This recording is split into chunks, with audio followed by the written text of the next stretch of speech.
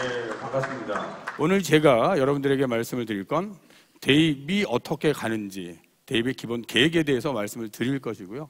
전형 일정과는 어떻게 만들어져 있을까, 또한 전형을 준비하면서 유의할 점은 무엇일까, 이 부분을 말씀을 드릴 것이고요. 수능 시험이라는 게 도대체 어떻게 만들어져 있으며 지금 3학년과 2학년 그리고 1학년으로 갈 때 어떤 변화를 가지고 있는가라는 부분이고요.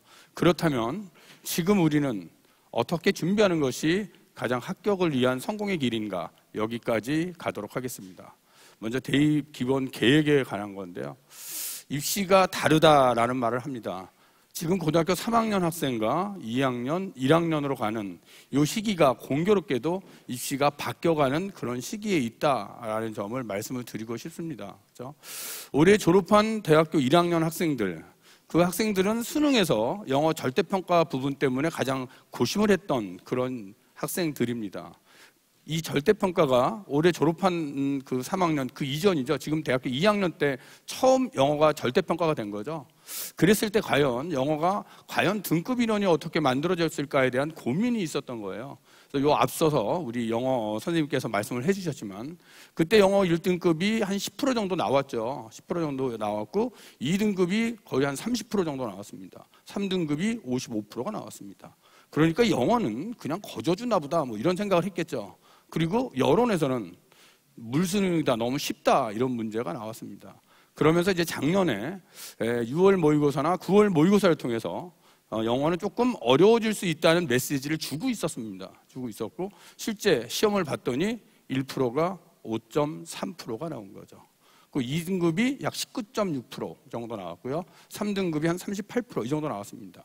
그러다 보니 그 전에 비해서 너무 어려워졌다, 불수능이다, 이런 말이 나왔고요. 대학은 영어가 쉽게 나오면서 최저 등급이라고 하는 것을 상당히 상향 높여놨는데 갑자기 영어가 작년에 어렵게 나오니까 수시에서 최저를 맞추지 못하는 그런 문제가 생겼다는 것입니다. 그러면 이제 올해 고3으로 넘어옵니다. 올해 고3은 작년과 입시 형태에서는 달라진 게 없습니다. 똑같이 갑니다. 다만 여기서 우리가 또 궁금하게 생각하는 건 그렇다면 영어는 어떻게 등급이 형성될 것인가, 이런 부분이거든요. 그래서 지금 고3 학생들은 일단 6월 모의고사를 보시고 9월 모의고사를 보시면서 올해를 예측하셔야 됩니다. 근데 제가 대충 생각하기에는 10%가 너무 쉬웠다, 5.3% 어려웠다, 그러면 중간 정도가 아닐까라는 판단인 거죠. 그래서 한 8% 정도 나오지 않을까. 그래서 작년에도 사실은 한 7%에서 8% 정도로 내려고 출제 당국에서는 생각을 했던 것 같은데 그것이 조율해서 좀 미치지 못하면서 너무 어렵게 나오지 않았나, 이런 생각이 듭니다. 그래서 지금 3학년 학생들은 일단 6월 모의고사를 통해서 영어의 등급이 90점 이상 1등급이 몇 프로가 될 것인가를 좀 예측을 하시면서 준비를 하셔야 될 것 같다, 이런 말씀을 드리고 싶고요. 고등학교 2학년 학생들은 일단은 똑같은 입시의 흐름으로 간다. 다만 교육과정이 바뀌어서 지금 2015 개정교육과정으로 선택형 교육과정을 하고 있는데 수능만큼은 그대로 간다, 이 점을 보시면서 공부를 하셔야 되고요. 고등학교 1학년 학생들 2022 대입 개편에서 입시가 달라졌습니다. 입시가 바뀌고 특히 수능에서 많이 달라졌고요. 학생부 기재에서 많은 것이 달라졌습니다. 그런데 고등학교 1학년 학생들은 1학년 딱 들어와서 시작을 하는 거기 때문에 사실 뭐가 달라졌는지 몰라요. 그냥 그대로 맞춰가면 됩니다. 그죠? 문제는 고등학교 2학년 학생들에게 있는 거죠. 2학년 학생들의 입장에서 재수를 하면 입시가 바뀝니다. 2학년 학생들 불안하죠. 그래서 제가 좀 불쌍하다는 말씀을 드린 거고요. 그래서 2학년 학생들의 마음속에는 재수하면 죽는다, 이런 마음이 있는 거예요. 해마다 입시가 바뀌는 제일 마지막 세대, 이 시대에서는 그런 마음을 갖습니다. 재수하면 죽는다. 그럼 그런 아이들은 어떻게 이제 합격을 하기 위해서 원서를 쓰게 됩니다. 그러면 좀 하향 지원하는 경향이 보이게 되고요. 하향 지원을 하다 보면 합격수는 높아지겠죠. 그런 형태가 지금 고등학교 2학년 학생이다라는 생각을 하시고 준비를 미리 하셔야 성공하지 않을까, 이런 생각이 듭니다. 그런 부분이고요. 그러면 어떻게 달라질까라는 부분에서 2022 대입 개편에 대해서는 방송을 통해서나 EBS 강의를 통해서 여러 번 말씀을 드렸는데요. 그 틀을 보면 대충 이 화면에서 보시는 바와 같이 정시 모집이 조금 늘어난다라고 하는 거죠. 그래서 정시 모집이 30%까지 늘어난다라는 부분이고요. 서울에 있는 아마 주요 대학들은 30%에 맞추지 않을까라는 생각이 들고요. 지방에 있는 대학들은 30%에 맞추기보다는 교과 전형을 30%로 맞추는 선에서 이루어지지 않을까 이렇게 예측이 됩니다. 그것이 2022 지금 고등학교 1학년 학생들의 이치다라고 보시면 되고요. 수학능력 시험에서의 변화는 크지요. 국어 같은 경우에는 뭐 똑같이 보니까 상관이 없지만 수학 같은 경우에는 공통과 선택이 있습니다. 그래서 공통 과목은 뭐 반드시 보셔야 되고요. 선택 과목에서 이제 선택을 하셔야 되는 거죠. 어떤 것을 선택할 것인가죠. 그래서 국어도 독서 문학은 공통인데 학법과 언어 중에서 선택. 근데 이것은 이제 큰 변별은 없다고 봅니다. 국어도 일단 선택은 있지만 큰 의미는 없지만 수학에서의 선택은 크지요. 확률과 통계, 미적분, 기하, 벡터 중에 무엇을 선택할 것인가라는 고민이 이제 있어져야 되고요. 과연 그러면 대학은 이 세 개 중에 아무거나 선택하는 것을 받아들일까라는 부분도 좀 생각을 하셔야 돼요. 그래서 아마 좀 상위권 대학들은 수학 부분에서 이 세 가지 과목 중에서 하나를 필지정할 가능성도 있다라는 점을 보시면서 선택을 하셔야 되고요. 또 사과탐은 구별 없이 탐구는 아무거나 2개 지금 이렇게 되어 있습니다. 2개 되어 있어서 현재는 인문계 학생들은 사탐 과목에서 2개를 선택하고 자연계 학생들은 가탐 과목에서 2개를 선택하는 구조인데 2022에서는 아무거나 선택 이렇게 되어 있거든요. 그러면 우리가 자연계 쪽을 가면서 인문 과목만 2개를 선택해도 진짜 대학은 받아줄까? 라는 고민이 있는 거죠. 지금 상태에서는. 그래서 이 부분에 대해서도 대학이 2022에 대한 시행 계획을 발표할 때 좀 참고를 하셔야 될 것 같다. 그래서 예측컨대 아마 좀 상위권 대학들은 자연계 쪽에서는 가탐 2개를 필지정하지 않을까라고 하는 그런 생각도 드는 것입니다. 그런 부분이고요. EBS 연계율이 이제 70에서 50으로 즉 연계 부분은 좀 줄긴 했지만 EBS 교재 자체가 수능과 동떨어진 부분은 아니기 때문에 역시 50%의 연계지만 굉장히 EBS는 중요한 역할을 하고 있다라는 그 정도가 가장 크게 달라지는 부분이 아닌가 생각이 되고요.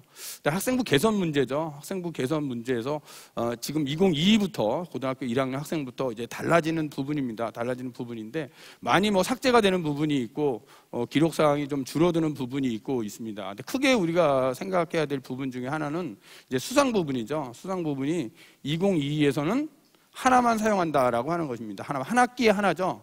그러니까 5개 학기에서 학기별 하나씩 적어도 5개 정도를 사용한다라고 하는 것이고요. 그렇지만 학교에서 하는 수상 부분에 대해서 학생이 상을 받으면 생기부에는 다 기재가 된다라고 보시면 돼요. 기재는 다 되지만 자기가 대학을 갈 때 그 중에서 하나를 써먹을 수 있다는 거죠. 그러니까 1학년 학생들은 일단 수상 부분에서 뭐 받을 수 있는 대로 다 받아두시는 게 좋을 것 같아요. 받아놨다가 나중에 자기가 대학을 갈 때 자기에게 좀 필요한 상을 골라서 이렇게 사용하는 것이 좋겠다라는 말씀을 드리고요. 그다음에 동아리에서 자율동아리죠. 자율동아리에 대한 규정이 없었는데 2022부터는 하나만 기록할 수 있다라고 하는 것입니다. 지금까지는 자율동아리 활동을 뭐 안 하는 학생도 있었고 뭐 2개나 3개를 하는 학생도 있었습니다. 근데 2022부터는 하나만이라고 되어 있습니다.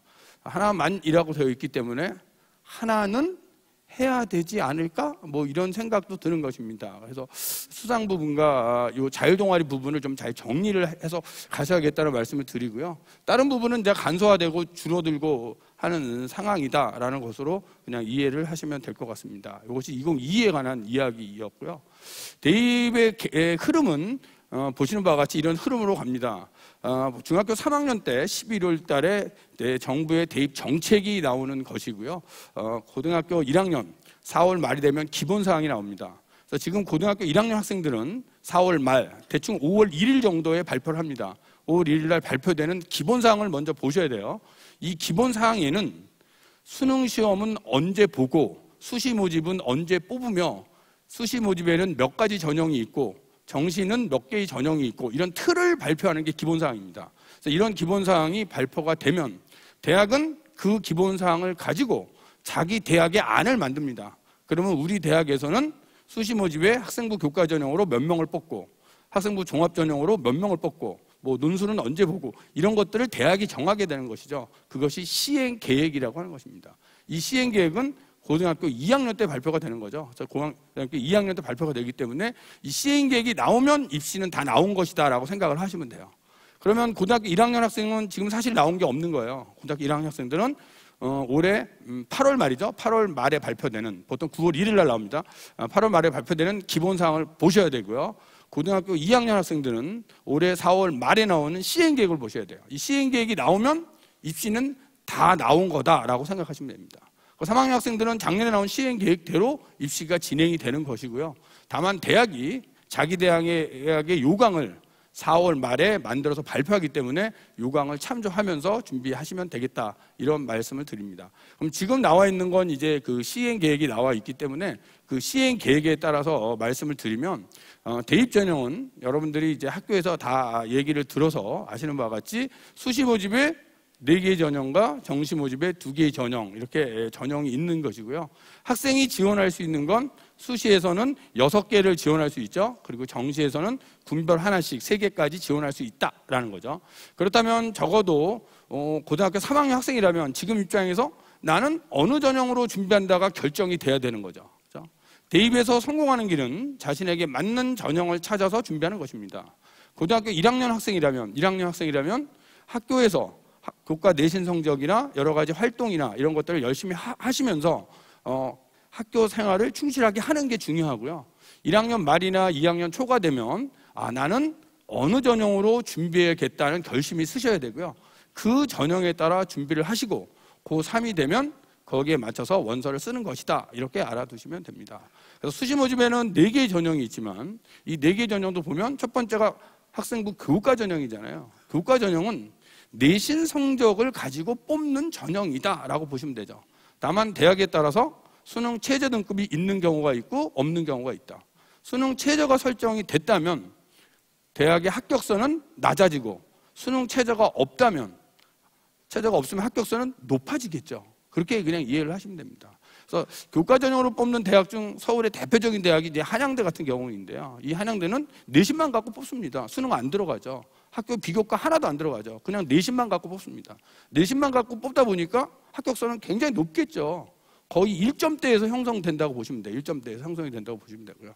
그러면 여러분들이 학교에서 모든 교과를 다 1등급을 받았어. 말하자면 1.0이야. 예를 들어서 1.0이라면 교과 전형으로 한양대를 쓰면 그냥 합격한다, 그냥 이렇게 생각하시면 돼요. 그런 것이 이제 교과 전형이다라고 보시면 되고요.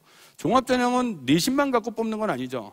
가장 중요한 생활기록부를 들여다보는 거죠. 생활기록부를 들여다보면서 그 학생이 지원 모집단이 관련된 어떤 활동을 어떻게 했을까라는 것을 들여다보는 전형이다. 이것이 이제 학생부 종합 전형이고, 서울에 있는 많은 대학들이 종합 전형을 뽑기 때문에 학생들은 학교 수업을 열심히 하면서 학교에서 하는 여러 가지 활동들, 또 동아리 활동, 독서 활동, 수상, 이런 걸 통해서 자신이 지원하려는 모집단위에 대한 준비를 하는 것, 이것이 학생부 종합전형이다. 그렇다면 교과전형과 종합전형의 합격선을 보면 똑같은 대학의 똑같은 학과라면 교과전형의 합격선이 종합전형보다는 더 높겠죠. 내신의 합격선은 교과전형이 더 높은 것이다. 하지만 종합전형은 내신의 합격선은 낮지만 여러 가지 활동 경력이 있어야 합격할 수 있는 것이다. 이렇게 이해를 하시면 됩니다. 세 번째가 논술 전형인데요. 논술 전형은 주로 수도권에 있는 대학이 실시하는 전형이고요. 이 전형은 논술이라는 시험을 통해서 뽑는 전형이죠. 여기서의 내신 변별력은 거의 없다라고 보시면 됩니다. 대부분 3등급, 4등급 하는 애도 논술을 통해서 서울에 있는 뭐 연대를 가서 붙을 수도 있는 그런 상황인 거죠. 그것이 논술 전형이다. 그러니까 논술 전형은 논술이라는 시험을 본다라고 보시면 되고요. 논술의 준비는 그 대학의 기출 논술 문제를 통해서 준비하시면 되고요. 또 EBS에 논술이 상당히 잘 되어 있기 때문에 EBS를 통해서도 충분히 논술 준비는 가능하다. 이렇게 보시면서 준비를 하시면 됩니다. 실기 전형 같은 경우는 대부분 이제 예체능 학생들에 해당하는 상황입니다. 음악이나 미술, 체육, 연기 이런 계통에서 수시 모집을 통해서 실기 전형을 통해서 뽑고 있다라고 보시면 되고요.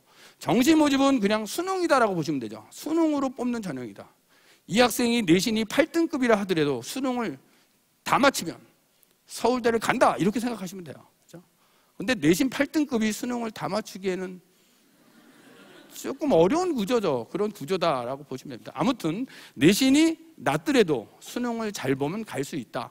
이런 경우가 바로 정시 모집입니다. 그래서 이제 학생 여러분은 생각을 하셔야 돼요. 자신이 갖고 있는 내신 성적과 수능 모의고사 성적을 그냥 비교를 하셔도 좋습니다. 그래서 어떤 것이 나에게 유리할 것인가.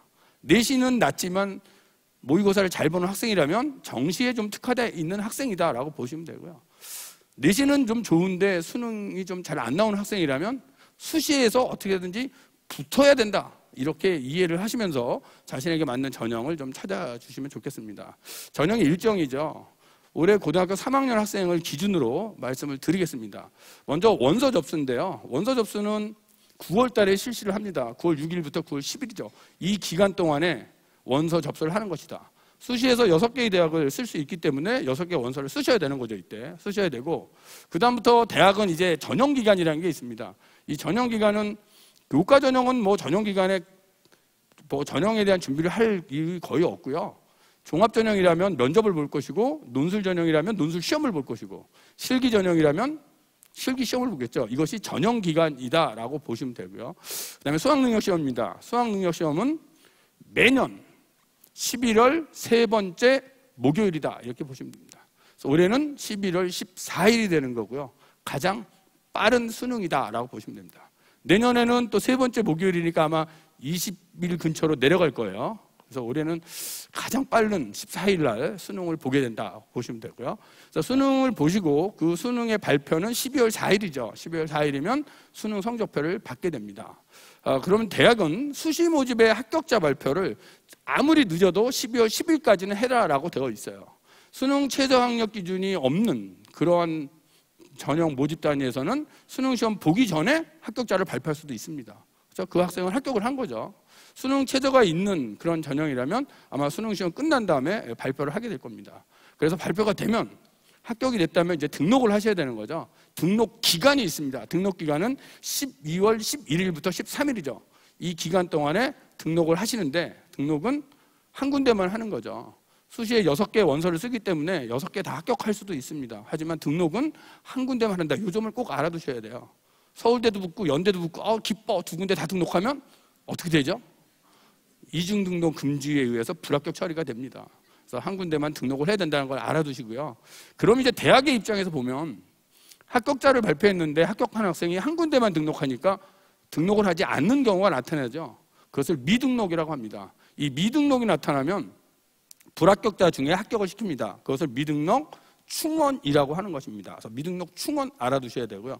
충원의 발표, 그 발표 날짜를 꼭 보셔야 돼요. 12월 19일 밤 9시죠. 그래서 수시에 원서를 쓴 학생이라면 12월 19일 밤 9시까지는 아직 떨어진 게 아니에요. 원서 쓴 학생은. 떨어졌다 하더라도 기다리셔야 되죠.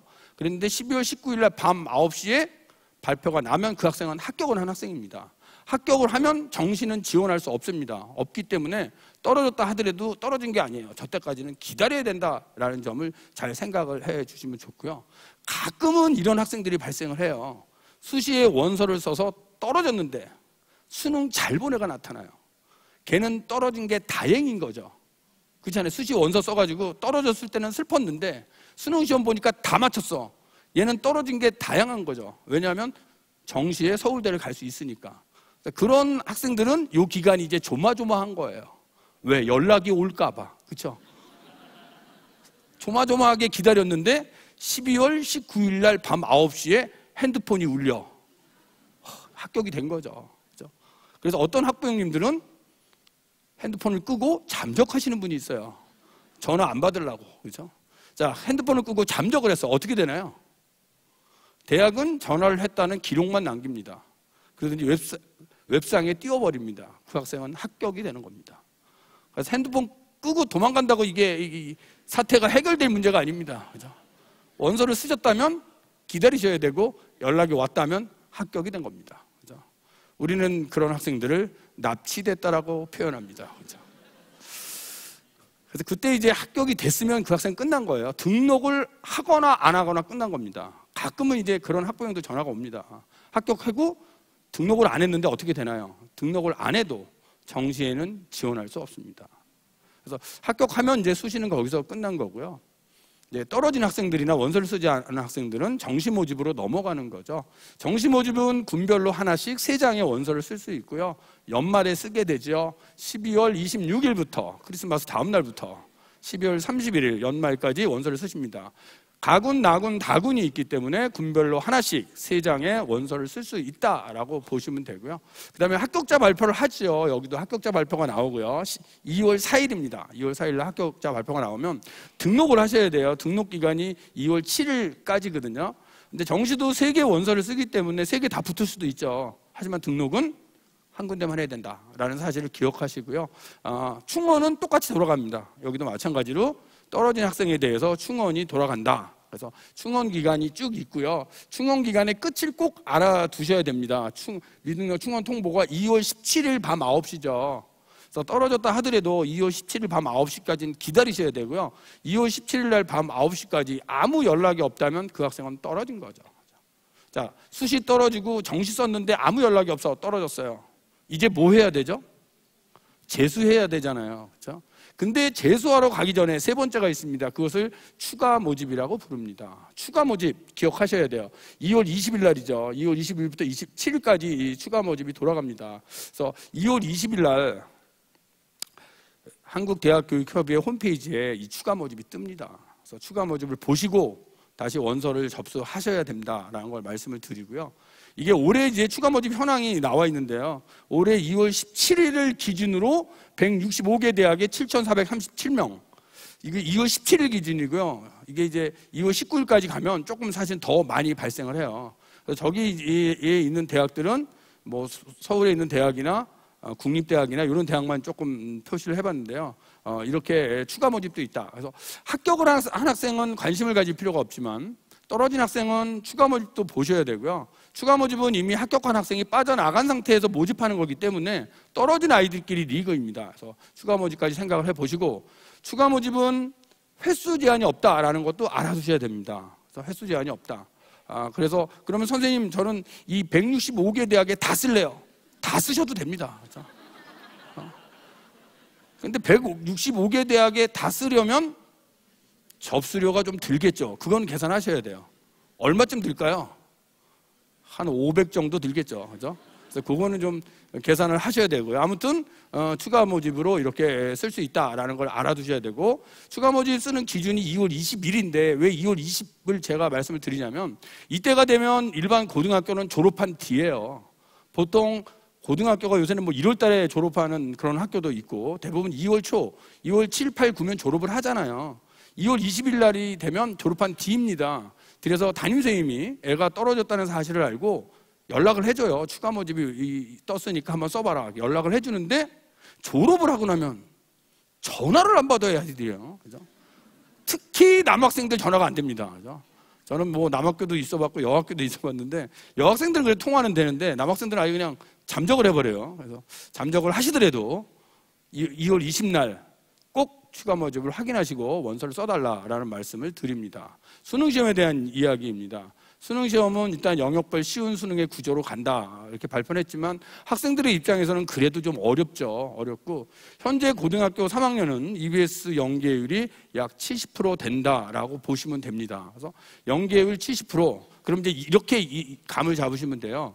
영어 지문이 10개가 나온다면 그 10개 중 7개 정도는 EBS 교재와 연계가 있는 교재다라고 생각하시면 되죠. 그래서 EBS 교재 중에서 한 70%는 연계된다라고 보시면 되고요. 그래서 그걸 보시면서 준비를 하시고 지문도 좀 잘 찾아보세요. 어떤 게 연계 지문일까? 대충 연계 지문들을 보면 뭔가 좀 교훈성이 있는 지문들이 연계 지문이에요. 연계 지문이고 문장의 길이를 보면 문장의 한 6문장, 9문장 사이가 보통 연계 지문일 가능성이 커요. 그러니까 그런 걸 보시면서 찾으시고 잘 못 찾겠다. 그럼 EBS 강의를 열심히 들으세요. 그죠? 그러면서 좀 찾아보시는 게 좋겠다라는 말씀을 드리고요. 수능시험에 대한 건데요. 이게 현재 고등학교 3학년 학생들의 수능이죠. 아이들이 학교에서 모의고사를 보기 때문에 어떤 시험 문제인지는 다 압니다. 그래서 국어가 있고 수학이 나영, 가영, 가영은 이과, 나영은 문과 이렇게 되어 있고요. 영어는 공통이죠. 지금 공통이고 한국사 필수죠. 필수이고 그다음에 탐구는 문과는 사탐에서 2과목, 이과는 과탐에 2과목, 집탐은 특성화고 학생들이죠. 현재는 이러한 구조로 수능을 보고 있다. 그다음에 제외국어 한문이 있죠. 제외국어 한문까지 되어 있는 게 현재 입시이고 내년이 되면 달라지는데 뭐가 달라지나요?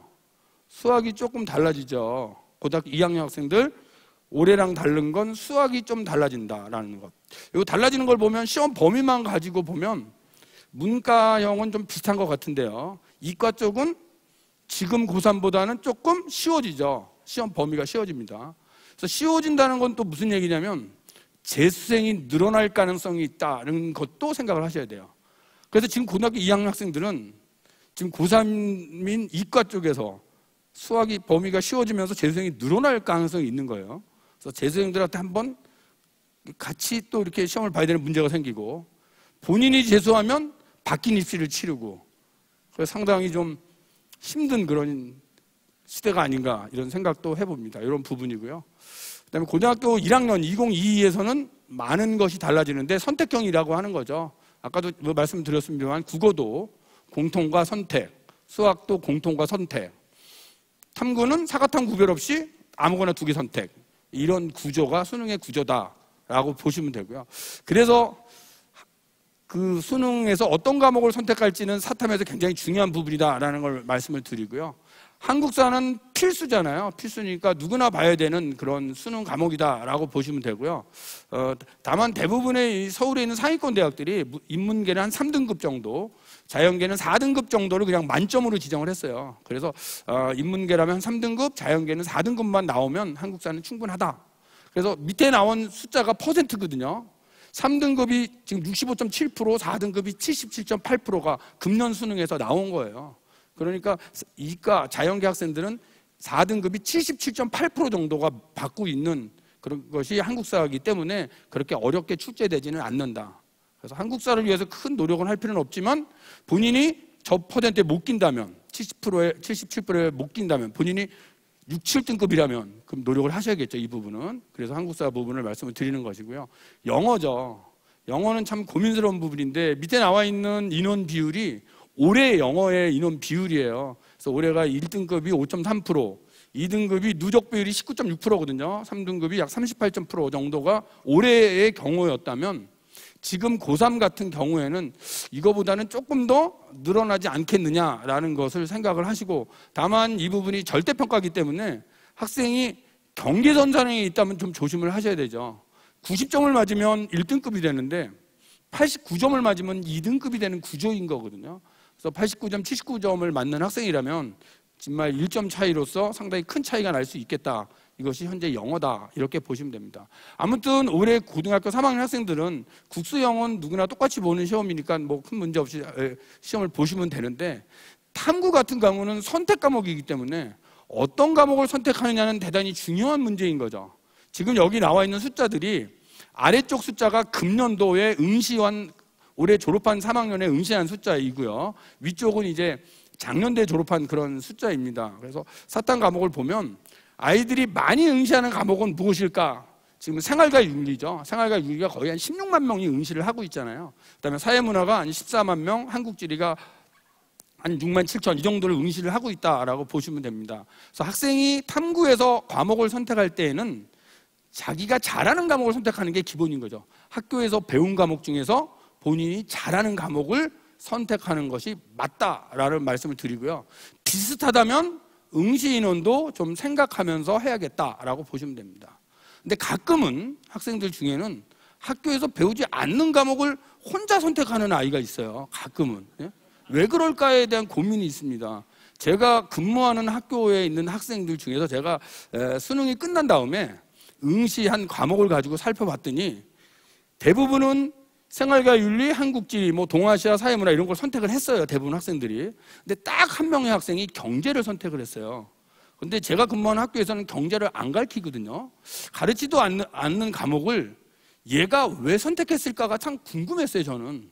그리고 과연 얘는 혼자 공부해서 얼마가 나왔을까도 더 궁금한 사항이었고요.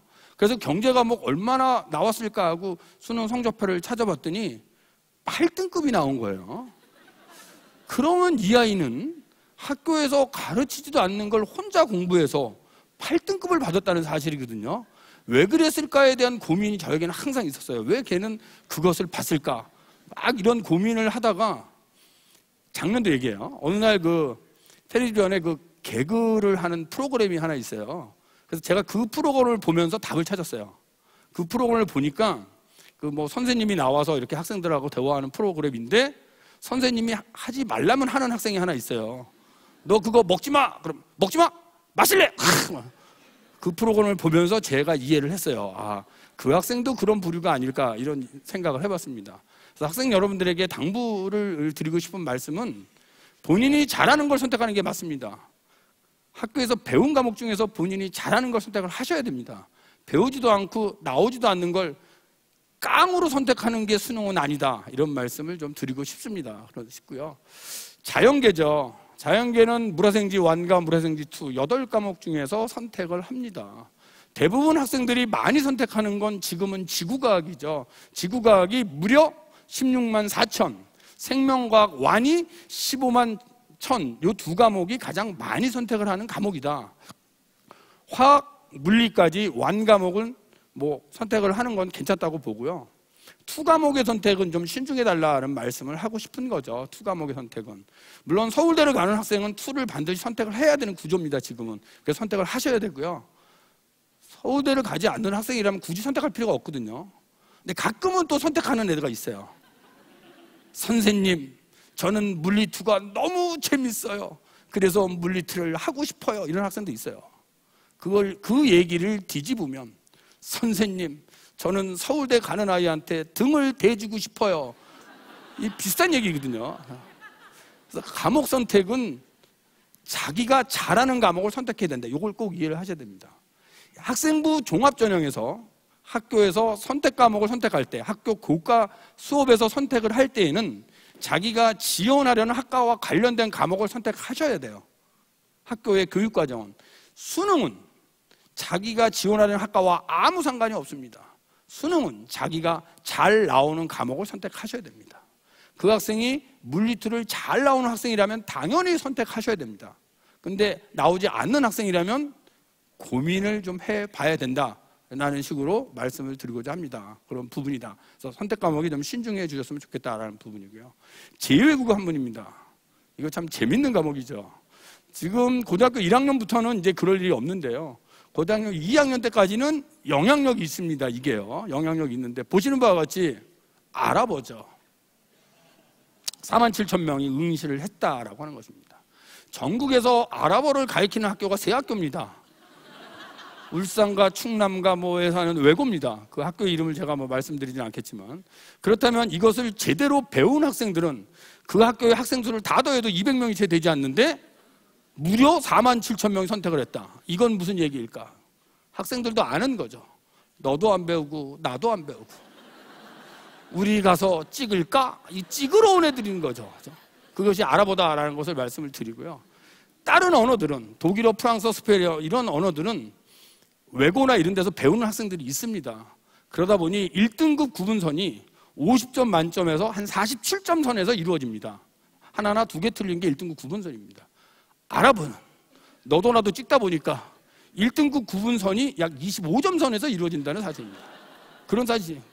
아이들이 찍는 시험이 이거다.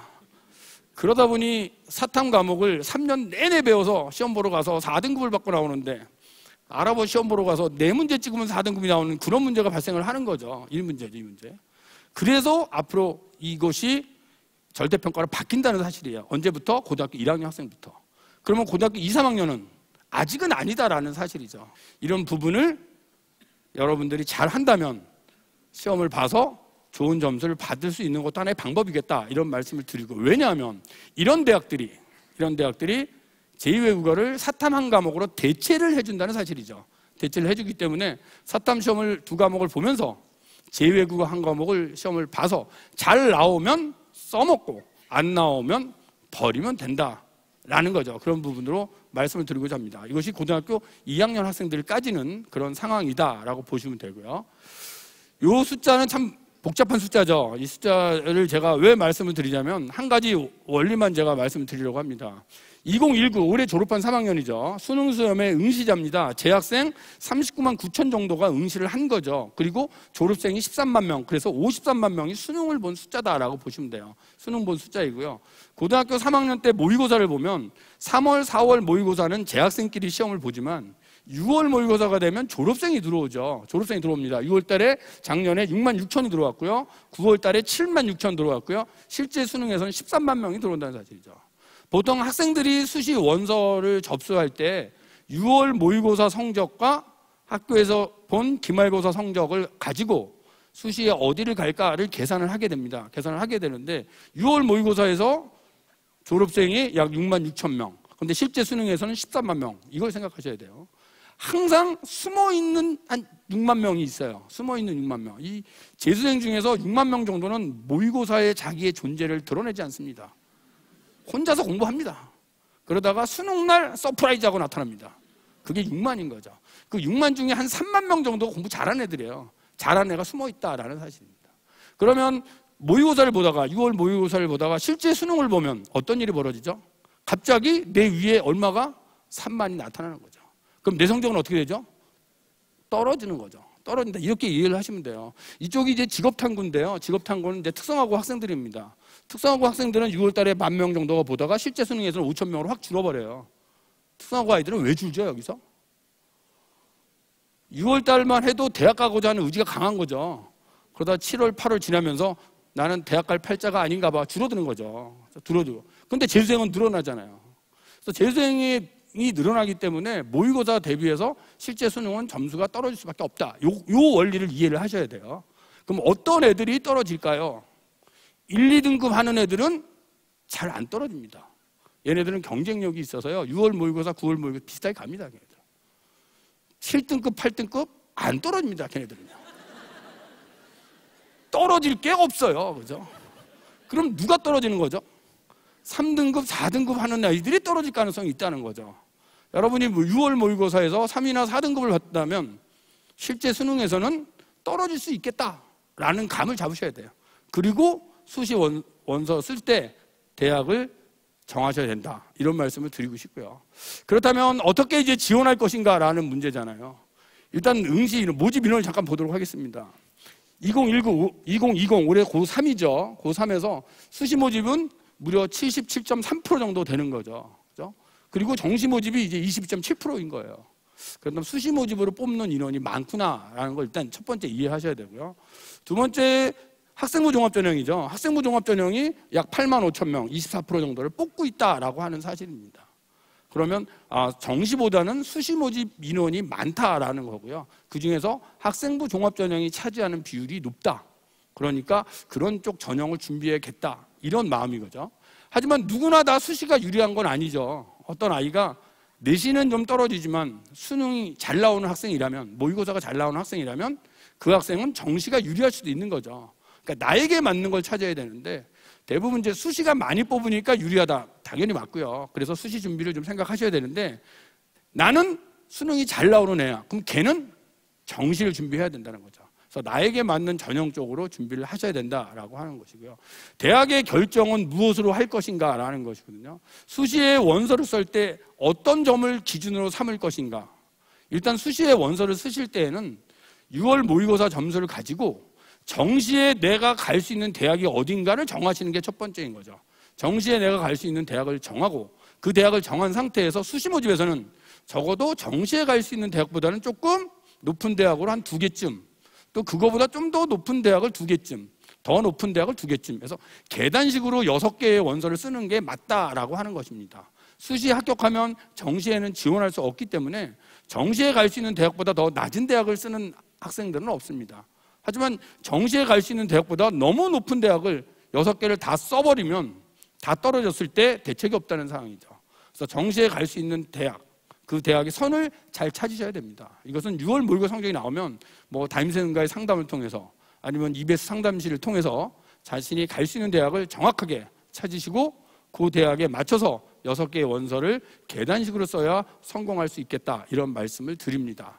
수시 모집의 전형이지요. 전형은 수시 모집에서 학생부 교과 전형, 내신 성적이죠.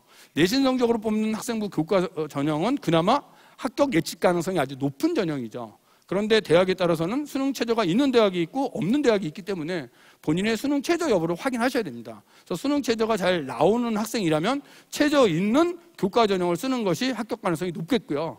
수능 최저가 아예 안 나오는 학생이라면 당연히 내신을 가지고 붙을 수 있는 대학을 빨리 서서 끝내버리는 게 훨씬 유리하겠죠. 그런 부분을 찾으셔야 되고요.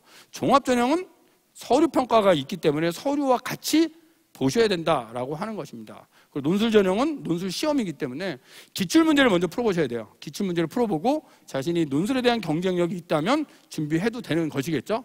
그 다음에 적성전형. 적성전형은 적성고사라는 시험을 통해서 뽑는 전형입니다. 보통 3에서 5등급 정도 하는 학생이 하는 전형인데요. 이 전형도 자신의 내신 성적과 또 적성 모의고사, 적성 기출문제 이런 걸 풀면서 영향력을 보셔야 되고요. 자신은 그런 내신 성적이나 학교 활동이나 이런 논술이나 적성과 같은 시험에 자신이 없다라고 한다면 또 정시 모집까지도 생각하면서 준비를 하셔야 된다. 이런 말씀을 드리고자 합니다. 그래서 어떤 전형이라는 전형을 잘 찾으셔야 되는데요. 대부분 학생들이 6개의 원서를 쓰기 때문에 자신이 합격할 수 있는 그런 대학을 교과 전형에서 한 2개 정도 찾고 나머지 4개 정도를 종합 전형으로 도전하는 방식으로 씁니다. 그래서 교과와 종합을 쓰는 학생들이 많고요. 논술이나 적성이 특화된 아이들은 논술 전형과 적성 전형에서 한 4개 정도 원서를 쓰면서 또 합격할 수 있는 대학을 교과 전형에서 한두 개 정도 쓰는 이런 방향인 거죠. 그래서 보통 아이들이 교과와 종합을 쓰든지 교과를 쓰면서 논술 적성을 쓰든지 이런 구조로 6개의 대학을 정하게 됩니다. 그 부분을 잘 담임선생님하고 상담을 해서 정했으면 좋겠다 이런 말씀을 드리고요. 주요 대학의 지금 모집 인원이죠. 모집 인원을 보면 수시 모집이 지금 77%인데 그중에서 학생부 교과 전형이 많지요. 전국적으로 보면 학생부 교과 전형이 약 42.4%, 그리고 종합 전형이 24.5%. 그러니까 학생부 종합 교과로 뽑는 게 전국적으로는 많다라고 하는 것이고요.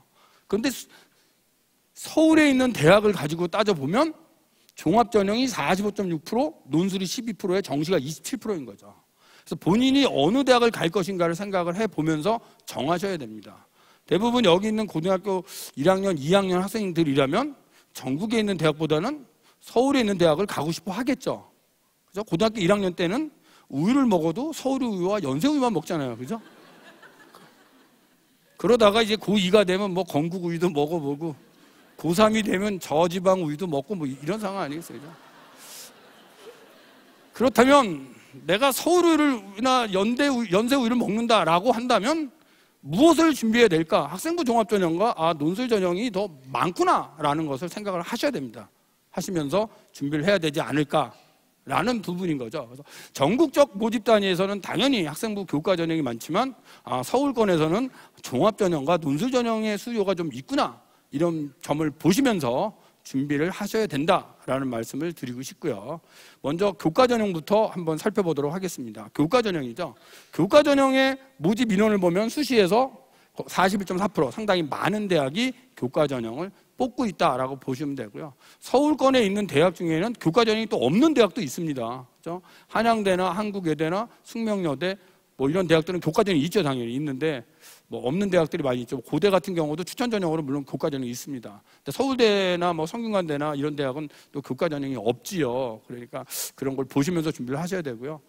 교과 전형은 서울권에 일부 대학이 있고 지방으로 내려가면 사실은 교과 전형은 많습니다. 대부분 대학이 교과 전형으로 뽑고 있다라고 보시면 될 것 같습니다. 그래서 학생부 교과 전형은 첫째는 내신 성적을 살펴보셔야 되는데 대학마다 반영하는 비율과 반영하는 교과가 다릅니다. 다르기 때문에 내 성적을 가지고 내가 지원하려는 대학의 점수로 환산했을 때 합격 가능성이 있느냐 없느냐를 따지셔야 됩니다. 이걸 보시면서 하셔야 되는데 자기 점수를 지원 대학의 점수로 집에서 이렇게 확인하기는 사실은 좀 힘들어요. 그래서 학교에 가면 프로그램이 있기 때문에 담임선생님과 뭐 상담을 통해서 찾으실 수도 있고요.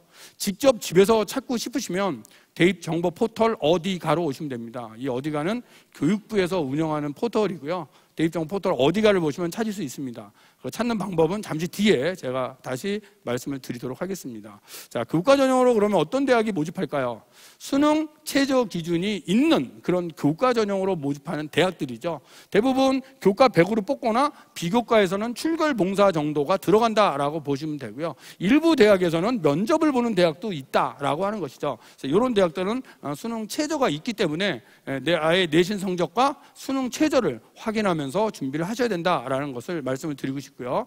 교과 전형 중에는 수능 최저가 없는 대학이 있습니다. 이런 대학은 내신 성적만 갖고 뽑는 대학이죠. 교과 100으로 뽑거나 아니면 면접을 뽑는 그런 대학도 있고요. 수능 최저 기준이 없다. 수능 최저 기준이 없다면 있는 것보다 합격선은 높아진다라는 점도 조금 생각을 하셔야 된다. 근데 다만 여기서 제가 하나 말씀을 드리고 싶은 건 올해는 학생 수가 작년 대비해서 지금 줄어드는 해입니다. 올해가 약 5만에서 6만 정도가 지금 학생 수가 줄죠. 내년에 또 줄죠. 그래서 올해하고 내년 2년 동안에 5, 6만 정도가 줄면서 한 12만 명 정도가 지금 줄거든요. 그래서 학생 수가 준다면 학생이 줄기 때문에 내신의 등급도 어떻게 될까요? 학생이 줄면 좀 떨어지겠죠. 내신은 총원에 대한 퍼센트잖아요. 학생이 100명이면 1등급은 4명이 나오는데 학생들 줄어들면 1등급 인원이 줄어들겠죠. 그래서 올해는 그런 해입니다. 올해 내년 2년이 줄고 가는 거죠. 그리고 고1은 지금 고2와 비슷한 그런 인구 통계를 가지고 있습니다. 그래서 줄기 때문에 내신은 대부분 조금 떨어져 있는 내신이라고 보시면 돼요. 그래서 작년에 합격선보다는 조금 낮아질 수 있다. 올해는 학생 수가 줄면서 학생들의 기본 내신 자체, 그 내신 성적 자체가 좀 준다라고 하는 것이고요. 수능도 이제 모의고사 6월 모의고사를 보면서 비교를 해 보셔야 되는데 작년보다는 응시인원이 조금 줄지 않을까라고 하는 게 올해의 예상입니다. 예상이기 때문에 작년보다 합격선이 조금 자신의 성적이 좀 낮더라도 올해는 조금 지원을 해도 되지 않을까 이런 생각도 할 수 있다라는 점을 말씀드리고 싶습니다. 그래서 교과 전형은 우선 내신 성적을 잘 확인하시고 수능 최저가 있냐 없냐라는 부분도 좀 보셔야 되고요. 또 중복 합격이 많아서 2월이 많이 되는 그런 전형이기 때문에 충원까지 기다리시면서 교과를 보시면 될 거고, 전반적으로 학생 수가 좀 주는, 작년 대비해서 주는 그런 해가 올해이기 때문에 내신 합격선은 조금 떨어지는 해이다. 그래서 학생 여러분들이 본인의 내신 성적이 조금 낮더라도 작년보다는 전반적으로 낮아지는 추세다라는 것을 좀 보시면서 조금 6개를 뭐 다 과감히 쓸 수는 없겠지만 한두 개 정도는 좀 도전을 해도 올해는 되지 않을까 이런 예상도 해봅니다. 학생부 종합전형이죠. 종합전형 같은 경우 상당히 많이 뽑고 있고요. 대부분 서류 평가를 하죠. 종합전형이니까 1단계 서류, 2단계 면접을 통해서 뽑는 전형이 이제 학생부 종합전형이다. 그리고 많은 학생들이, 여기 있는 또 많은 학생들이 이 종합전형을 아마 준비하고 있지 않을까 이런 생각도 듭니다. 그래서 종합전형인데요. 종합전형은 대부분 수능 최저가 없지요. 없는데 수능 최저가 있는 대학이 있죠. 서울대 같은 경우 지역균형이라 해서 한 학교에 2명씩 가는 데만 수능 최저가 있는 거죠. 일반 전형 수능 최저가 없죠. 그리고 작년과 달라진 점은 연세대학이 수능 최저를 빼버렸죠. 올해는요. 올해 작년까지는 수능 최저가 있었는데 올해 연대가 수능 최저가 없어졌기 때문에 수능이 좀 안 나오더라도 내신의 활동이 좋다면 올해는 좀 더 과감히 좀 도전할 수도 있겠다 이런 말씀을 드리고요. 고대, 이화여대, 홍익대가 또 수능 최저가 있고요. 서울교대, 가천대나 가톨대는 의대입니다. 이런 데가 좀 수능 최저가 있다라는 것을 좀 말씀드리고 싶고요. 그래서 종합전형은 어떤 학생을 뽑느냐? 학교 생활에 충실한 학생을 뽑는 거죠. 학교 생활에 충실한 학생을 뽑는다. 사실 말이 좀 애매해요. 그러면 이 학생이 충실했는지 안 했는지 뭘 갖고 판단을 하게 되는 거죠?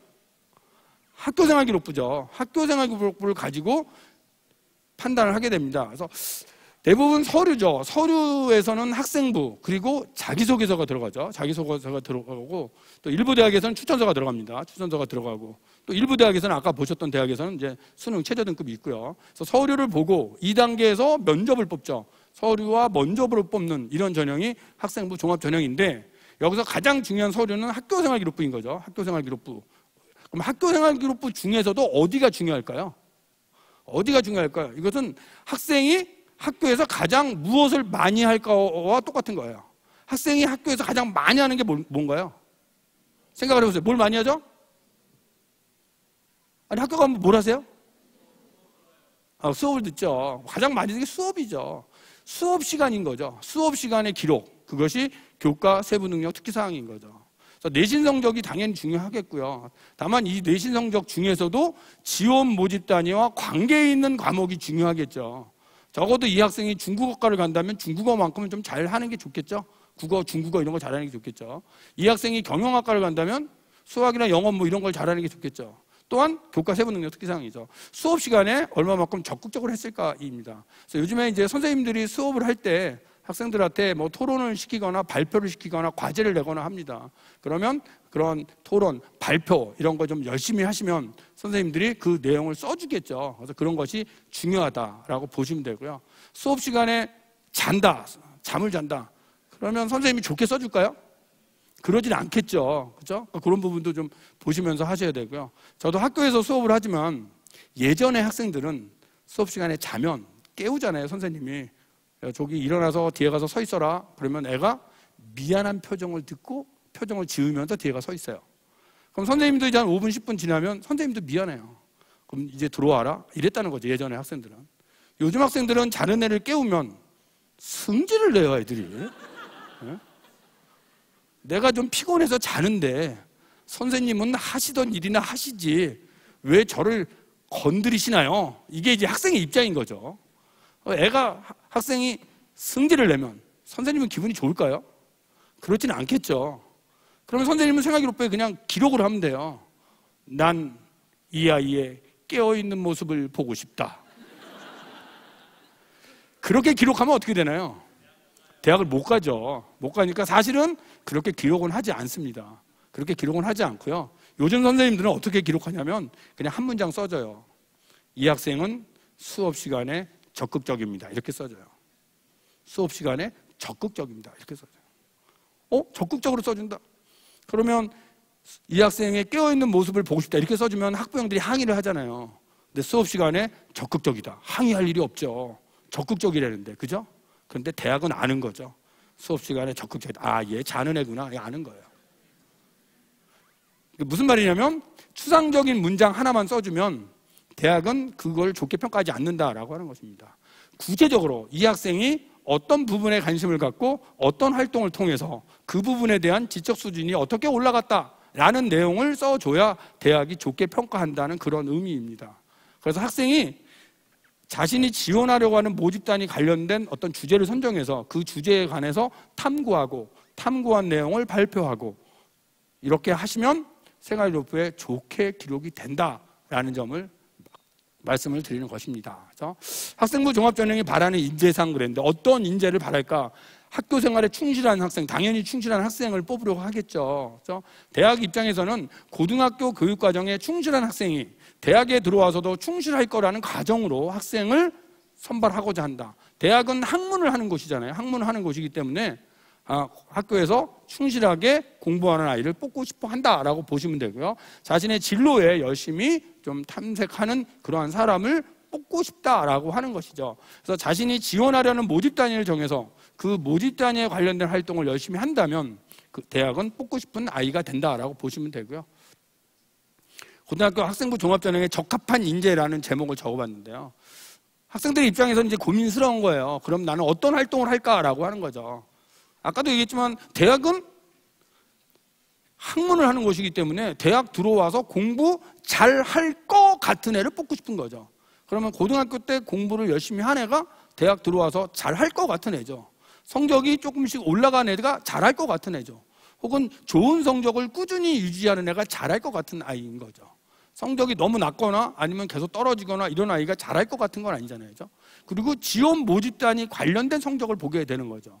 그 아이가 생물학과 간다면 적어도 생물교과나 화학교과나 이런 과학 관련된 교과를 대학은 보려고 한다라고 보시면 되고요. 그 아이가 꿈과 끼를 가지고 진로 관련해 열심히 활동하고 교내 활동을 통해서 자신의 모습을 드러난다면 입학사정관은 그런 아이를 매력적인 아이로 보고 뽑게 될 것이다. 그래서 기초학업 역량이 필요하고요.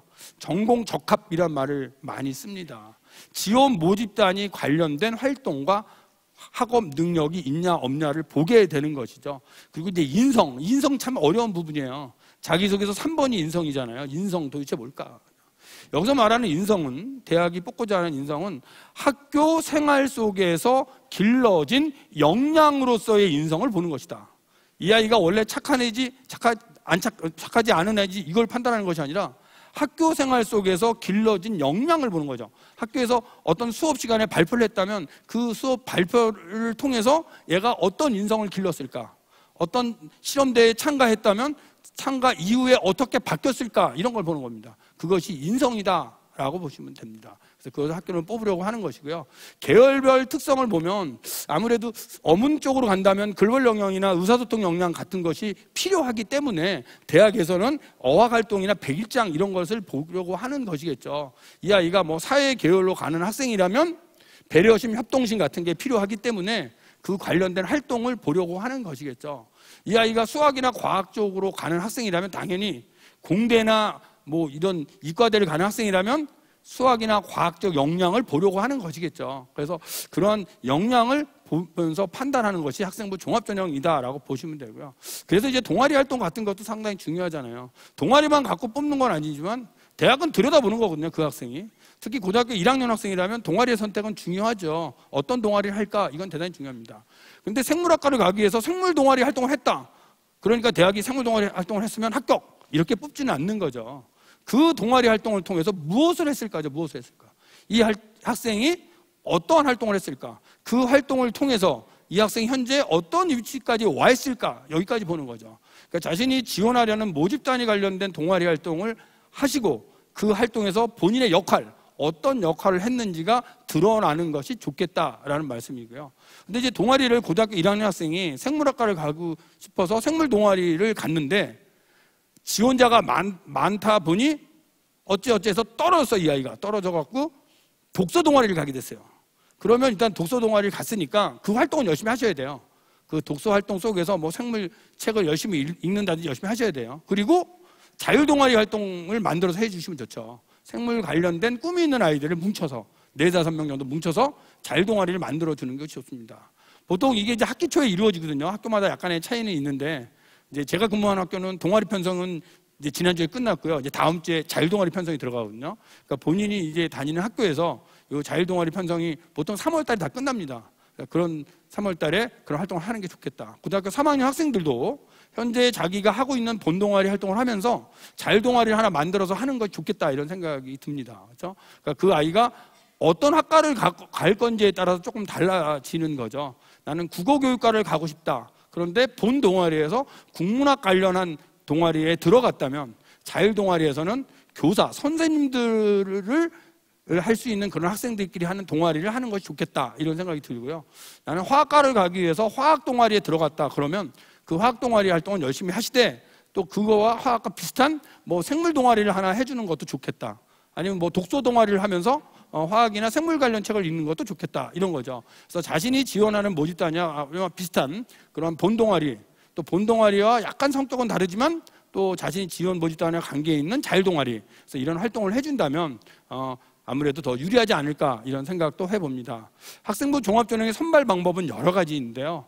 대학에 따라서는 교과 성적을 정량적으로 반영하는 대학이 있어요. 이런 대학이죠. 그래서 이런 대학들은 정량적으로 반영하는 부분이 있다. 그렇지만 교과 성적으로 뽑는 건 아니죠. 교과의 정량과 서류를 가지고 뽑죠. 근데 이런 대학은 면접이 없습니다. 면접이 없기 때문에 교과 성적과 활동을 가지고 지원을 하는 것이고요. 대부분의 많은 대학들은 학생부 종합전형에서 1단계 서류, 2단계 면접으로 뽑죠. 대부분 서류와 면접으로 간다. 면접에서는 한 3배수 정도를 뽑습니다. 그래서 첫 번째는 3배수 내에 들어가는 게 중요하고요. 3배수 내에 들었다면 합격 가능성은 아주 높다라고 보시면 돼요. 왜냐하면 6장의 원서를 쓰기 때문에 최초는 떨어질 수도 있어요. 하지만 충원 합격으로 올라온다라고 이렇게 이해를 하시면 되는 거죠. 대부분 충원에서 많이 빠지거든요. 그래서 우리나라에서 아마 서울대를 가장 많이 보내는 학교는 연세대라고 보시면 되죠. 그렇죠? 연세대 붙은 아이들이 다 서울대로 옮겨가게 되죠. 그렇죠? 그러면 이제 뭐 다른 대학에 올라오고 이런 구조인 거거든요. 구조라서 1단계 3배수에 들어서 면접까지만 가면 좀 합격할 수 있는 가능성이 높겠다라는 것으로 이해를 하시면 되고요. 세 번째는 이제 서류만 보고 뽑는 대학들이 있어요. 이런 대학은 서류 100이죠. 면접을 보지 않아요. 면접을 보지 않는 이유는 여러 가지가 있어요. 여기서 면접 보지 않는 대학은 학생부 종합전형을 2개를 운영하는 대학의 경우 하나는 서류와 면접으로, 또 하나는 그냥 서류만 이렇게 가는 대학이 있고요. 서울에 있는 대학 중에 서강대, 성균관대, 한양대 이런 대학은 면접을 보지 않죠. 서류만 갖고 뽑죠. 왜 그런지는 이해가 되죠. 이해가 안 되나요? 성균관대는 면접을 보지 않죠. 왜냐하면 면접을 봐서 뽑아놓으면 그 아이는 우리 대학이 다닐 애가 아니죠. 다른 대학 갈래죠. 그죠? 그렇기 때문에 면접 보지 않고 그냥 서류로만 뽑는다라는 것으로 좀 이해를 하시면 됩니다. 그래서 서류로만 뽑는 대학, 면접을까지 보는 대학이 있는데 학생들이 또 면접에 굉장히 자신 없어 하는 학생들도 많이 있거든요. 그런 학생들은 이제 서류만 보는 대학을 뭐 지원을 하셔도 되고요. 특히 남학생과 여학생을 비교해 보면 여학생들이 면접을 참 잘해요. 여학생들은 질문을 하면 참 대답을 잘해요. 근데 남학생들은 질문을 하면 대답하는 걸 굉장히 귀찮아해요. 귀찮아하고 문장 하나가 제대로 안 나와요. 그냥 단어로 거의 끝내려고 하는 그런 상황도 많이 있어요. 그래서 남학생들이 조금 면접 준비는 더 하셔야 됩니다 라는 걸 말씀드리고, 면접에 자신이 없다면 서류로만 뽑는 그런 대학도 있다. 그것은 대학이 2개를 운영하는 대학의 경우 그런 경우가 있다라는 걸로 이해를 하시면 되고요. 그럼 학교생활기록부는 어디까지 제공되느냐? 거의 모든 영역이 다 대학으로 넘어가죠. 다만 종합의견은 2학년 때 것까지만 넘어간다라는 거죠. 그래서 그렇기 때문에 고등학교 2학년 학생들은 2학년 때 쓰여지는 종합의견, 담임선생님의 종합의견이 이제 마지막이다라고 생각을 하시면 되고요. 대학에서 추천서를 받지 않는 대학은 학생부의 이 종합의견을 추천서로 대용하기 때문에, 대신 사용하기 때문에 종합의견은 중요합니다. 그래서 고등학교 3학년 학생들은 이미 종합의견이 끝났기 때문에 그대로 넘어가는 것이고요. 고등학교 1, 2학년 학생들은 2학년 때 거까지만 넘어가기 때문에 2학년 때 거까지 종합의견이 잘 나올 수 있도록 준비하셔야 된다, 이런 말씀을 드리고자 합니다. 그 다음에 이제 다 준비가 됐으면 중요한 건 자기소개서죠. 자기소개서를 어떻게 쓸 것인가. 그래서 이건 뭐 EBS를 보시면 거기에 자기소개 특강이 잘 나와 있기 때문에 그쪽을 좀 보시면 되겠고요. 저는 오늘 설명을 통해서 짧게만 제가 얘기를 한번 해볼게요. 자기소개 1번, 2번, 3번은 공통문항이잖아요. 1번 학업입니다. 학업. 대학이 알고 싶은 건 너 어떻게 공부했니? 너 공부한 거 말해봐. 그게 1번이죠. 2번은 활동이죠. 무슨 활동했니? 3번 인성. 이게 공동문항인 거예요. 그래서 1번 문제에서는 학업이죠. 그 학생의 지적 호기심을 가지고 어떤 활동을 했을까라는 게 1번 문항이에요. 그럼 1번 문항에는 무엇을 써야 할까? 정답은 딱 하나예요. 내가 지원하려는 모집단이 관련된 활동을 쓰셔야 되는 거예요. 내가 경제학과 갈래라면 나 경제학 공부 어떻게 했어요를 1번에 밝혀주시면 돼요. 내가 중국어과 갈래라면 중국어 공부 어떻게 했어요를 밝혀주시면 돼요. 근데 이제 많은 아이들이 그런 거랑 관계없이 그냥 국어 공부 어떻게 했어요, 영어 공부 어떻게, 이런 걸 쓰는 아이들이 있어요. 내가 영어 성적이 낮았는데 사교육받지 않고 EBS만 들으면서 혼자 공부해서 영어 성적 올렸다, 뭐 이런 거 쓰시는데, 영문학과 갈 아이라면 괜찮아요, 그게. 근데 그 과가 아닌 다른 과를 가는 아이라면 크게 의미가 없습니다. 그렇죠? 그래서 그런 거를 쓰시고 싶으면 먼저 지원 모집단을 먼저 쓰셔야 돼요. 나는 건축학과를 가기 위해서 건축 공부를 이렇게 했어요. 그런데 내가 건축가가 된다면 세계적인 건물을 짓기 위해서 글로벌 시장에 나가서 활동하고 싶어요. 그러기 위해서 영어 공부 이렇게 했어요. 그럼 연결이 되는 거죠. 그래서 지원 모집단위와 연결을 시키셔야 돼요. 자기소개서를 잘 쓴다는 건 없는 얘기를 지어내는 것이 아니라 연결을 어떻게 시키냐 하는 것이다, 이렇게 이해를 하시면 되는 거죠. 두 번째는 활동이잖아요. 활동. 대학이 여기서 궁금한 건 이 학생이 이 활동을 왜 했을까죠. 이 학생이 이 활동을 왜 했을까? 이 활동이 왜 의미가 있을까? 이 2가지입니다. 왜 했지? 왜 의미가 있지? 이게 2번이거든요. 그래서 학생들은 여기서 고민해요. 선생님 여기에 뭘 써야 돼요? 동아리 활동을 써야 돼요? 봉사 활동을 써야 돼요? 진로 활동을 써야 돼요? 어떤 활동을 써도 좋은데 왜 했는지, 왜 의미가 있는지를 밝히시면 돼요. 봉사활동 1000시간 했어요, 합격. 500시간 했어요, 불합격. 이런 대학은 없거든요. 봉사활동을 했다면 이 봉사활동이 내가 지원하는 모집단위에 왜 의미가 있는지를 쓰시면 되는 겁니다. 그래서 지원 모집단위와 의미 있는 내용을 써달라. 그게 2번이다 라고 보시면 되고요. 3번은 인성이잖아요. 학교에서 활동하는 활동 중에서 배려, 나눔, 협력이에요. 내가 남을 위해서 뭘 배려했고 뭘 협력했고, 이런 내용을 3번에 쓰는 것이다, 이렇게 이해를 해주시면 되죠. 여기 이제 봉사활동 같은 것들 뭐 쓰는 학생들도 많이 있고요. 뭐 멘토 멘티 이런 내용도 많이 있습니다. 근데 어떤 걸 쓰셔도 괜찮아요. 그렇죠? 다만 그런 활동을 통해서 자기가 무엇을 느꼈고 어떻게 성숙했느냐를 여기서 써 주시면 되는 거죠. 그렇죠? 그래서 굳이 봉사활동도 밖에 나가서 봉사활동을 많이 해야 된다, 이런 의미는 없다라고 보시면 돼요. 그렇죠? 봉사의 기본은 진정성이다라고 보시면 돼요. 진정성. 봉사의 뭐 진정성을 쓰셔야 돼요. 그러니까 진정성은 내 방, 내 집을 치우는 게 가장 중요하다고 봅니다. 자기 방도 안 치우는 애가 남의 집 가서 마당 쓸고 있어.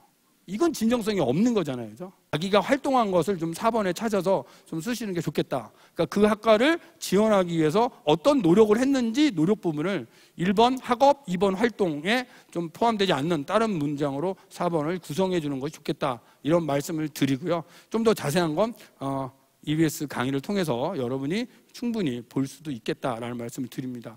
자기소개서를 작성할 때는 생활기록부를 먼저 보셔야 되죠. 생활기록부를 보시고 찾으셔야 돼요. 생활기록부에 있는 항목을 가지고 1번, 2번, 3번에 어울리는 항목이 무엇인지를 찾으셔야 되는 게 답인 거죠. 그래서 예를 들면 이런 거죠. 1번이 학업이잖아요. 그래서 학업 관련된 내용을 쓰고 싶다. 그러면 생활기록부에 학업에 관련 활동이 뭐가 있을까? 이건 예입니다. 그냥 샘플인데 동아리에서 연구팀장을 했다, 발표를 했다, 뭐 문학과 관련 활동을 했다. 아, 이게 학업에 관한 거구나. 이렇게 찾아서 한번 딱 볼펜으로 파란색 볼펜으로 동그라미를 쳐 보시고요. 2번은 전공이잖아요. 전공 관련 활동은 뭐가 있지? 그걸 또 생활기록부에서 찾아서 이렇게 표시를 해 보시고요. 또 3번이 인성인데 인성 관련 활동은 어떤 게 있지? 그것도 찾아서 또 다른색 볼펜으로 이렇게 표시를 해 보시면 나중에 저표와 같이 이렇게 되거든요. 내가 학업에 관련 건 수상 경력에서 이러한 상을 탔고, 창체에 관련 건 이런 보고서를 썼고, 교과세특위에는 이런 게 있었고, 책은 뭘 읽었다. 이렇게 정리가 되면 정리된 내용을 바탕으로 학업 1번, 전공 접합서 2번, 인성 3번 이런 식으로 자소서를 쓰실 수 있다라는 걸 말씀드립니다. 따라서 보통 학생들이 7월 말에 이제 기말고사까지 끝나면 그때 자소서 작업이 들어가거든요. 그래서 그때 끝나면 학교에서 생활기록부를 한부 받으셔서 그걸 가지고 체크를 해 보시고 그 내용을 가지고 쓰시면 되겠다라는 말씀을 드리고요. 또 자소서에 써서는 안 되는 것, 공인 어학 성적 쓰면 안 되죠. 이거는 0점 처리가 됩니다. 그래서 공인 어학 점수가 있더라도 자소서에서는 써서는 안 된다라는 것이고요. 두 번째는 수학, 과학, 외국어 관련 외부 수상 실적을 써서는 안 된다라고 하는 것입니다. 수학, 과학, 외국어 관련 수상 실적이에요.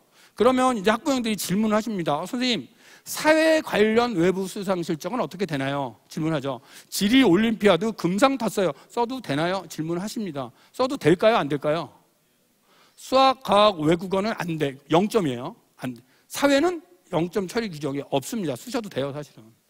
그러니까 사회는 쓰셔도 돼요. 사회는 쓰셔도 된다. 근데 여기서 이제 그것만 알아두시면 돼요. 상을 탔다, 안 탔다가 중요하지 않아요. 대학이 상 탔으니까 합격, 안 탔으니까 불합격, 이건 아니에요. 근데 이제 학부형님들이 질문을 하시면 꼭 그 부분을 꼭 질문하세요. 얘가 이 상을 탔는데 이 상 써도 돼요.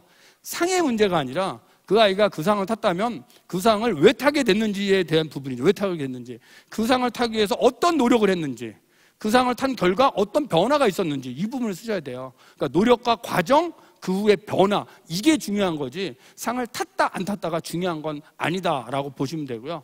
또 생기부에 있는 교내상을 그냥 쓰는 학생들이 있는데 그거는 사정관들이 다 압니다. 생활기록부를 보니까. 그래서 거기에 있는 상을 못 탔다를 그냥 생기부에 있는 내용을 쓰실 필요는 없고요. 노력과 과정과 결과와 변화, 이런 부분을 쓰는 것이 좋다, 이런 말씀을 드립니다. 그래서 학생부 종합 전형이라고 하는 것은 미리 지원해서 원서를 쓰셔야 되는데 한 가지 유의할 건 있죠. 이 학생이 예를 들어서 경제 관련, 경영 관련 활동을 많이 했어요. 경영 경제 활동을 했는데 원서를 쓰려고 하니까 경영경제학과가 좀 높아. 그래서 선생님, 너 경영학과 가면 떨어질 것 같고요. 그래서 국문학과를 쓰고 싶은데 그래도 되나요? 국문학과를 쓰면 더 떨어지는 거죠. 왜냐하면 경영경제 활동을 했기 때문에 자신이 활동한 거와 비슷한 학과를 쓰셔야 되는 거예요. 그 학과를.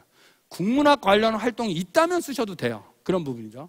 선생님, 저 진로가 바뀌었는데 어떡하죠? 진로가 바뀌는 건 상관이 없어요. 다만 이 학생이 국문학과의 원서를 쓰려면 국문학 관련 활동 내용이 있어야 되는 거고요. 경영학 관련 원서를 쓴다면 경영학 관련 활동 내용이 있으면 되는 거예요. 활동 내용이 있냐 없냐가 중요한 거죠. 그래서 경제 경영 관련 활동을 했다면 경제 경영 관련 학과를 써야 그나마 합격 가능성이 조금이라도 있는 거예요. 근데 진짜 그 대학이 너무 높아서 못 쓰겠다 그러면 대학을 바꾸셔야지, 과를 바꾸시면 더 떨어진다라는 부분을 꼭 알아두셨으면 좋겠다라는 말씀을 드리고요. 그 다음에 이제 논술 전형인데요. 논술 전형 같은 경우에는 보통 2020 기준이 33개 대학입니다. 함상계산 12,000명 정도를 지금 뽑는 수준이다라는 것이고요. 논술 전형으로 뽑는 대학은 다 이런 대학이죠. 주로 서울에 있는 대학이나 경기, 인천, 지방에 있는 대학 몇 개 이렇게 되어 있습니다. 여기 보면 뭐 빨간색도 있고 흰색이 있는데 빨간색은 수능 최저 등급이 없다라고 보시면 돼요. 수능 없이 논술만 뽑는다. 흰색은 수능 최저도 있다. 이것만 보시면 되고요. 그래서 논술 전형의 준비는 기출 문제를 풀고 들어가야 돼요. 기출 문제를 풀어보시고 이 정도 문제는 내가 풀 수 있겠다 그러면 준비를 하시면 되고요. 기출 문제를 풀어봤는데 도저히 나는 이게 뭔지 모르겠다 그러면 논술은 손을 떼고 다른 전형을 준비하는 게 좋겠다 이런 말씀을 드리고요. 대학마다 모집 인원이죠. 2020 올해 고등학교 3학년 학생들의 모집 인원입니다. 이건 시행계획에 다 나와 있는 상황이고요. 이런 대학이 이런 인원을 뽑고 있다. 그래서 가장 많이 뽑는 대학은 이제 중앙대죠. 827명, 경북대 793명 이런 순으로 논술 전형이 이루어진다는 거고요. 수능 최저죠. 논술 전형을 준비하는 학생들은 최저 일단 보셔야 되죠. 그래서 최저를 보면서 준비를 하는 게 좋겠다라는 부분이죠. 인문계, 자연계에 최저가 있습니다. 그래서 최저를 꼭 확인하시고 최저가 충족이 안 되면 무조건 떨어지는 것이기 때문에 그걸 보시고 준비하시고 인문계는 언어 논술, 자연계는 수학과학 논술로 이루어진다라고 보시면 되고요. 그래서 문제 출제 유형을 먼저 보셔야 돼요. 인문계는 이제 언어 논술인데 인문상경이 분리돼서 출제되는 대학, 언어지만 수리 논술이 있는 대학, 도표 통교가 있는 대학, 아니면 인문사회 지문과 수리가 있는 대학, 영어 지문이 있는 대학 이렇게 구별이 되기 때문에 자신에게 특화된 부분이 어느 부분인가를 준비하시고 살펴보시고 준비하시는 것이 합격할 수 있겠다라는 말씀 드리고요. 자연계도 마찬가지죠. 수리만 보는 대학이 있죠. 이 학생이 수학은 잘하는데 과학은 잘 못하는 학생이야. 그러면 수리 논술을 보는 대학, 이화여대, 인하대, 한양대 이런 대학이죠. 이런 대학을 준비하시면 될 거고 또 수학과 과학, 수리 논술, 과학 논술 보는 대학, 뭐 경희대, 건국대, 성균관대 이런 대학이죠. 수리과학을 준비하면 되겠다라고 보시면 되고요. 논술 전형의 경쟁률은 상당히 높다. 이건 작년 거죠. 올해 대학교 1학년 학생들의 경쟁률이에요. 경희대가 57점 경쟁률이 높죠. 의대는 진짜 너무너무 높죠. 인하대가 381.4대 엄청 높죠. 그래서 논술 전형은 경쟁률이 높다라는 부분을 아셔야 되는데 여기서 한 가지 또 알아두셔야 될 건 지원할 때 경쟁률이에요. 지원 경쟁률은 저러한데 실질 경쟁률은 저거보다 낮다. 얼마큼 한 40%는 시험 보러 안 온다라는 사실이에요. 왜 안 올까요? 수능 최저를 못 맞췄기 때문에 안 오는 거예요. 그렇죠? 그러면 40% 빼고 저 경쟁률 60% 정도만 시험 보러 가는 거죠. 근데 시험 보러 온 애들 중에서도 반은 최저를 못 맞춘다라고 보시면 되고요. 수능 최저를 맞춘 학생들 중에서도 재지문 분석을 못하는 애가 또 반은 더 떨어져 나가요. 그래서 50대 1이지만 실질 경쟁률은 한 10점대, 10대 1에서 한 15대 1 요 정도 선에서 이루어진다라는 걸 보시고 미리 준비가 됐다면 도전할 수 있는 전형이다라고 생각을 해 주시면 될 것 같습니다. 그래서 논술의 지문이 지금은 교과서나 뭐 EBS 지문에서만 출제되기 때문에 기출 문제를 보시면서 미리 준비하시면 성공할 수 있는 그런 전형이다라는 점을 말씀을 드리고요. 전형의 이제 마지막이 적성고사 전형인데요. 적성고사 전형은 이제 학생들 사이에서는 꿈의 전형이다라고 부릅니다. 보통 3에서 5등급 정도 되는 학생들이 적성고사라는 시험을 봅니다. 대부분은 수학과 국어라고 하는 시험을 보고요. 영어를 보는 대학도 있습니다. 근데 적성고사는 수능보다 수능 난이도의 한 80%다라고 보시면 돼요. 그러니까 수능보다 좀 쉽다라고 이렇게 생각을 하시면 되고요. 수능이 5지선다형인데 적성고사 같은 경우는 2개 대학을 제외하고는 4지선다형이거든요. 그래서 적성을 준비할 수 있는데 이것도 기출 문제를 보면서 준비를 하시면 되고요. 모집 인원을 보면 2020에서 12개 학교에서 약 4,700명 정도가 적성고사를 통해서 뽑고 있다라고 하는 것이고요. 적성으로 뽑는 대학이죠. 그래서 여기를 보시면 학생부 60, 적성 40이니까 선생님 학생부의 반영 비율이 높잖아요. 그렇게 생각할 수 있어요. 근데 사실은 학생부보다는 적성시험의 반영률이 높다라고 보시면 돼요. 적성대학으로 많이, 적성전형으로 많이 뽑는 대학이 가천대잖아요. 거의 뭐 1000명을 뽑고 있는데 특히 뭐 간호학과 가는 애들 이제 적성 준비 많이 하거든요. 가천대 많이 준비하는데 가천대 같은 경우 등급 간 1점이에요. 1등급과 2등급 1점씩 차이 나는 거예요. 그럼 4등급 하나하고 1등급 하나는 3점 차이가 나는 거죠. 근데 적성 한 문제가 3점, 4점이에요. 그럼 4등급인 아이가 한 문제 더 맞추면 1등급 이기는 구조예요. 근데 뭐 가천대를 1등급 애가 들어오진 않겠죠. 그죠? 그러니까 그걸 잘 감안하시면 적성도 될 수 있겠다라는 것을 보시고 적성의 문제 미리 준비해 시중에 뭐 나와 있는 뭐 책들도 있고 EBS에서도 적성 강의가 있습니다. 그래서 그런 적성 강의를 보면서 미리 준비하면 이것도 성공할 수 있는 전형이다라는 말씀을 드리고요. 적성에 최저 등급이 설정되어 있는 대학이 두 군데 있는 거죠. 고려대학교 세종 캠퍼스하고 홍익대 세종 캠퍼스는 수능 최저 등급이 설정되어 있다. 다른 대학은 수능 최저가 없기 때문에 수능이 잘 나오지 않는 학생들 중에서 적성에 특화된 학생이라면 적성으로 도전할 수도 있겠다. 근데 뽑는 인원이 너무 적죠. 너무 적습니다. 적어서 준비하는 학생들도 사실은 적어요. 적기 때문에 여러분이 준비하시면 되는데, 주위에서 누가 적성 준비하자 그러면 야, 뽑는 인원도 없는데 그거 뭐하러 준비해, 이렇게 얘기하고 혼자 준비하시면 됩니다. 그렇죠? 그것이 이제 적성고사 전형이다라고 보시면 되고요. 지원 전략인데 문항수예요. 짧은 시간에 많은 문제를 푸는 겁니다. 예를 들어 가천대 같은 경우에 60분에 50문항을 푸는 거예요. 그래서 1시간에 50문항, 그러니까 상당히 고도의 집중력 있는 아이들을 뽑고 있다라고 보시면 되고요. 제가 학교 현장에서 적성을 시켜보면 어떤 애들이 잘하냐면 조용히 앉아서 뭔가 쫌딱쫌딱 하는 애가 적성 잘해요. 막 뛰어다니는 애는 잘 못해요. 뛰어다니는 애는 학생부 종합전형을 해야 되고요. 가만히 앉아서 조용히 뭐 이렇게 움직이는 애들 적성에 특화되어 있어요. 그래서 한번 기출문제 풀어보시고 풀만하다 그러면 도전을 하시면 된다라는 것을 말씀드리고 싶고요. 적성고사 많은 문제를 짧은 시간에 풀어야 되기 때문에 굉장히 순발력 있는 그런 시험이다라고 보시면 되고요. 국어나 수학 시험을 보는데 수학이 사실은 시간이 부족해요.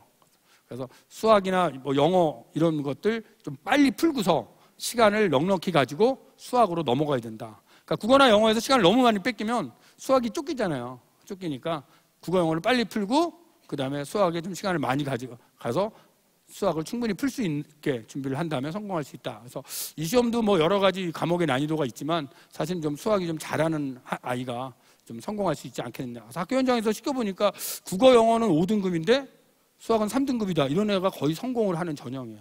전형이다라고 보시면 되고요. 근데 제가 근무한 학교에서 저는 이제 항상 그렇게 국어 영어는 5등급이라도 수학 3등급 붙는다. 일반적으로 그러니까. 근데 제가 근무한 학교에서 수학 5등급인 애가 이거 가서 붙어버리더라고요. 그래서 제가 그다음부터는 수학이 5등급인 아이라도 이쪽이 좀 특화가 돼 있으면 붙을 수 있겠구나, 이런 생각도 해봤습니다. 그래서 기출을 풀어보면서 준비해달라 말씀을 드리고요. 그다음에 정시 모집인데요.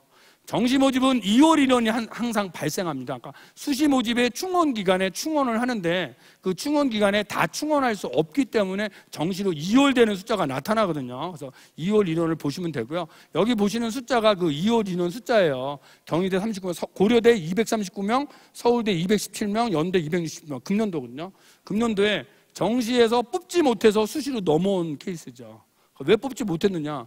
서울대에 합격을 했는데 등록을 안 한 거죠. 얘가 딴 데로 간 거죠. 서울대는 충원 한 번만 합니다. 한 번 충원했는데 또 뽑지 못한 거죠. 그래서 딴 데로 넘어간 그런 케이스죠. 그래서 실제의 정시 모집 인원은 현재 발표된 인원보다는 더 늘어나겠죠. 왜냐하면 2월 인원이 있으니까. 그것을 생각하시면서 정시 원서를 쓰실 때는 2월 인원을 보시고, 그러니까 수시가 다 끝나면 대학이 2월 인원을 발표합니다. 2월 인원을 보는 게 상당히 중요해요. 정시는. 그게 중요하고, 정시에서는 수능 반영 비율이 학교마다 달라요. 다르기 때문에 반영 비율을 가지고 자신이 지원하는 대학에 유리한지 불리한지를 검사하는 게 정시는 중요합니다. 그래서 똑같은 성적이라도 비율을 적용하면 달라진다. 이게 정시다라고 보시면 되고요. 대학마다 군이 있지요. 서울대는 가군, 연고대는 나군, 이 군이 있습니다. 그리고 가군과 나군을 2개씩 뽑는 대학들은, 예를 들어 성균관대 같은 경우는 학과가 달라요. 학과가 다르기 때문에 그 학과를 보면서 원서를 쓰셔야 된다. 보통 가군과 나군에서 좀 합격 가능성이 있는 대학을 쓰셔야 되고, 또 가군과 나군 둘 중 하나에서는 꼭 합격할 수 있는 대학을 써야 되고, 나머지 하나와 다군에서는 약간 도전하는 식으로 쓰셔도 되는데, 상위권 대학 같은 경우는 다군에는 없잖아요. 중앙대 지금 373명밖에 없잖아요. 그죠? 그러니까 서울대, 연대, 고대를 쓴 아이가 다는 쓸 데가 없는 거예요. 중대 쓸 수밖에 없거든요. 그럼 중대는 합격선이 굉장히 높아지겠죠? 높아졌다가 빠져나가면서 떨어지겠죠. 이런 상황인데, 그래서 다군을 안정권으로 쓰기에는 위험하다라는 거죠. 가나를 좀 안정을 찾으시고 다군을 쓰시는 게 맞겠다. 그래서 가군, 나군, 다군의 표를 보면서 하셔야 되고요. 중요한 건 정시에서는 각 대학마다 반영 비율이 다르기 때문에 나에게 맞는 대학을 찾는 것이 상당히 중요하겠다라고 보시고요. 정시는 내신의 영향력은 거의 없겠죠. 거의 동점자 처리 수준이고요. 거의 수능 성적으로만 뽑고 있다. 그래서 자신의 수능 성적을 갖고 감을 잡으셔야 되고, 대부분 정시에서는 표준 점수나 백분위 점수를 반영하죠. 그래서 표준 점수와 백분위 점수를 보면서 본인이 반영을 해야 되는데, 표준 점수라고 하는 것이 어려운 과목을 잘 봤을 때 높아지잖아요. 그러니까 올해 같은 경우 국어가 어려우면서 국어 잘 본 애가 상당히 유리했던 거죠. 그런 경우이기 때문에 수능이 끝난 다음에 발표된 걸 보시면서 유불리를 따지셔야 된다는 것을 말씀을 드리고 싶습니다. 그래서 EBS 상담실 들어오셔서 EBS 홈페이지에서 입시 정보를 클릭하시고 대입 상담실 메뉴에서 상담을 적으시면 또 친절한 상담도 된다라고 하는 것을 보시면 좋겠고요.